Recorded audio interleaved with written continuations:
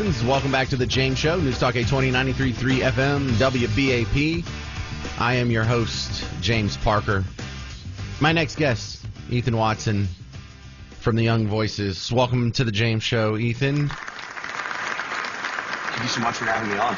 All right, a couple of interesting national political stories here. The Department of Justice doing these interviews with Ghislaine Maxwell. There's no other reason for her to cooperate unless she's getting some kind of deal. Do we know if they're working on a deal to commute her sentence or get her out of prison?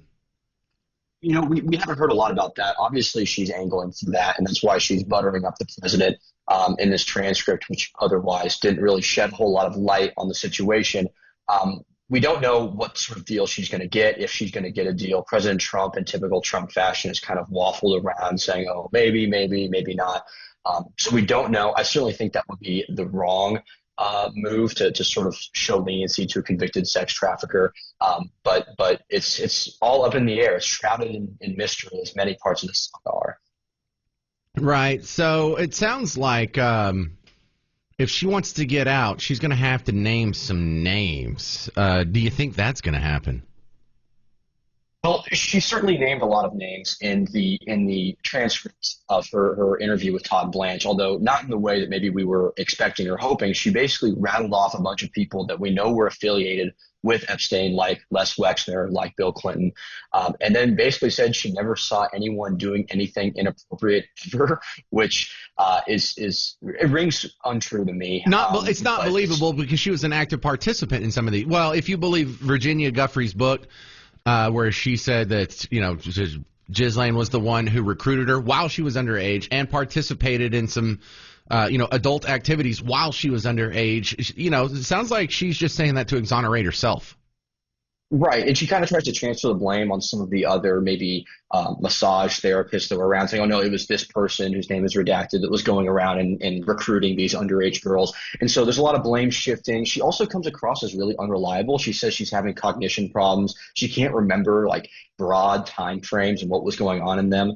Maybe prison's gotten to her, or maybe she's being intentionally obtuse. But really not a whole lot of evidence being taken away from this testimony. Well, one thing I am learning is she really does know a bunch of what we would consider the elite. We don't have a caste system in America, but they were like, have you met Elon Musk? She's like, oh, yeah, I've met him. And they're like, well, have you met Andrew Cuomo?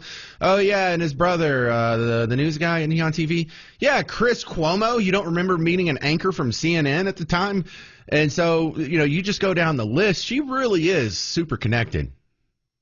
No, absolutely. And there's definitely some weirdness here in and of itself, right? Like, I know her father was very powerful businessman and politician, but then you have Ghislaine here, who doesn't have a ton of skills. She was just a decorator. It seems like she was a decorator for all these sort of famous people, and then she was flying on private jets around. I mean, the whole thing kind of stinks to high heaven of some sort of weirdness. But we didn't get a whole lot of concrete stuff. Again, she just said basically, I never saw anything inappropriate. I was shocked when this happened, which, if you believe that, I've got a bridge in Brooklyn to sell to you. So we're talking with Ethan Watson from Young Voices. Why don't some of the other victims speak up and start naming names? Well, it's possible they're afraid. I mean, if you're a victim of some of the most wealthy people on earth, powerful people on earth, you don't want to, cross them any more than maybe you already have. And so that's potential. I also do think we need to be prepared for the reality that maybe we will never get to the bottom of this one, right? Like conspiracy theories are non-falsifiable. I know. Like, I'm all over the internet calling for accountability on this, but I also think conspiracy theories are non-falsifiable, and so you can always wave away any disproving evidence as saying, oh, well, they're in on it too, and now we're sharing that, saying Donald Trump's in on it and Kash Patel's in on it. So we have to prepare ourselves that maybe we don't get to the bottom of this one, and how should we move on from there? I think that's a conversation we should start thinking about. All right. I don't like the sound of that, but it's probable. Possible, maybe not probable, but definitely possible. Thank you very much. This is Ethan Watson from Young Voices. Appreciate you on the James Show, sir. Very much appreciate it. Thank you.